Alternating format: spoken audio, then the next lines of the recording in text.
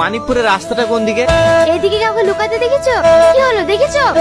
এই সালমা তোকে দেখি মেরেছি, তুই চল, তুই বেরিয়ে আয়। আপনাকে বলতে মানা করতে তো আপনি বললেন কেন? এবার আমি চলে কেন না? কি হলো? ওখানে ভিডিও করে কি দেখছেন? কেন বললেন বলেন? আমি নিজের চোখে তোমাকে লুকোতে দেখেছি, আর এই মেয়েটা এসে জিজ্ঞেস করছে আমি কি করে মিথ্যে কথা বলি বলো? ওরে বাবারে, ও তো সত্যি কথা বললো। আমাকে চোর বানিয়ে দে, এখন আবার বলছি আমি মিথ্যে কথা কি করে বলবো বলো? এই তুই চোর হইছিস, তাহলে চোখ ধরে আমরা লুকাবো। চোখ তো ধরতেই হবে, হবে একটা লিখি। তোমরা সবাই চুপ করো। এই ছেলেটা কলকাতা থেকে এসেছে, তোমাদেরকে কিছু বলতে চাই, কথাটা মন দিয়ে শোনো।